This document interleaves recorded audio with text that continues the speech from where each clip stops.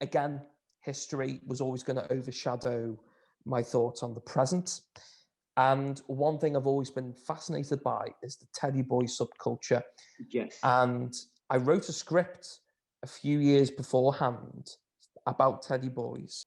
It was an idea that I had that I couldn't get out of my head, which I needed to put down on paper, but I didn't make it. And the reason why I didn't make it was because, much to my ignorance, I thought there would be no audience for this film.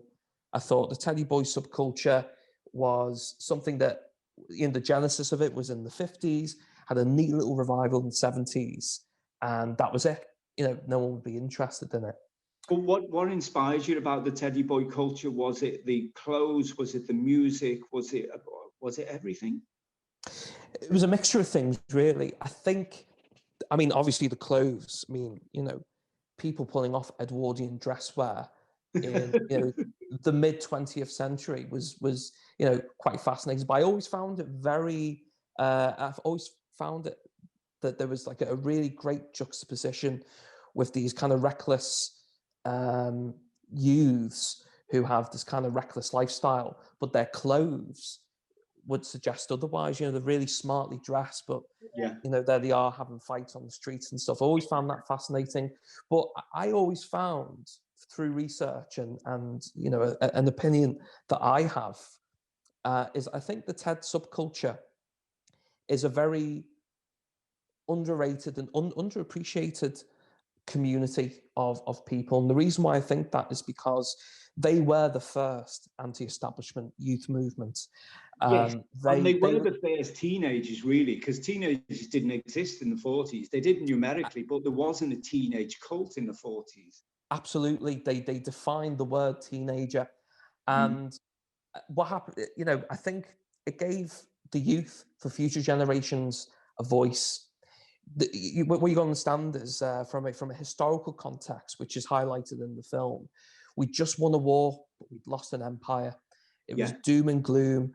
There was, as far as people were concerned at the time, there was no future. And especially for the youngsters who were children of war, they were victims, really, of a broken system, broken society. And somewhere down the line, the Teds, who were not teddy boys at the time, these young people thought, well, do you know what? We're not going to sit on our hands. We're gonna create our own future. We're going to make some noise. We're going to make our presence known, and we're going to prove that we should be respected just as much as the adults. And we're gonna make a statement. And indeed, they did. They had an identity. They had their music. What a lot of people don't know, before rock and roll, Ted Heath and his orchestra and a lot of the jazz musicians were kind of like the Teddy Boy anthem musically, before the likes of Bill Haley and the Comets came onto the scene, Billy Fury, so on and so forth. With them making all this noise, the media kind of bounced back. And though there was juvenile delinquency, I think the way that the media presented them in a particular light, they always over-exaggerated certain things that happened, certain events that occurred with Teddy Boys.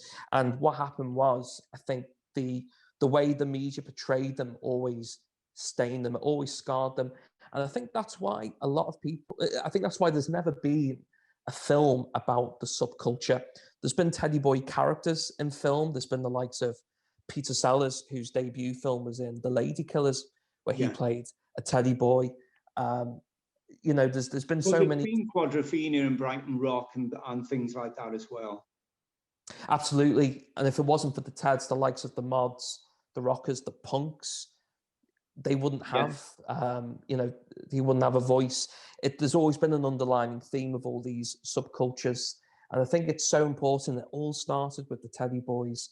So, that's something I've really wanted to push with this film. You've actually achieved it as well, because the thing about Dandilicious as well, and the main character, Marty, it's just so stylish. And I think it kind of carries on from the stuff that was going on with Michael Caine and Oliver Reed in the early 60s, that kind of genre of acting, which was also about style as well. Of course, and I wanted to mirror that with the style of filmmaking not just from you know, how, lack of a better word, how cool this subculture was, but I think with modern audiences who may not be familiar with Teddy Boys, I wanted to do this really abstract style, this immersive style. So I've described it under the genre of a stylized neo-Western. It's taken inspiration from, you know, the spaghetti westerns, the one-man gang, the lone wolf. You know, Marty's his own person.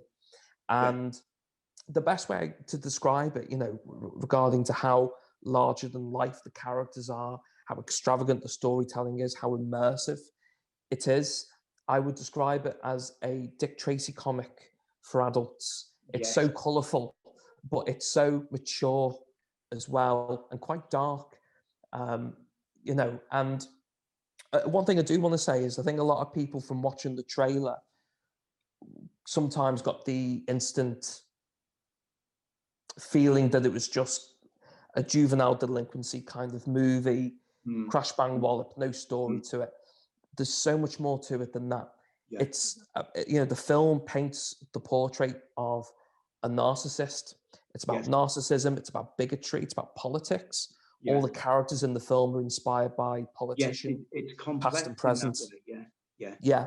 There's just so much more to the film. It's not a typical anti-hero film. There's depth, there's dimensions, there's dynamics, and you know, I think when you think about all those subtexts and historical context as well, it just helps the film pop out of the screen so much more.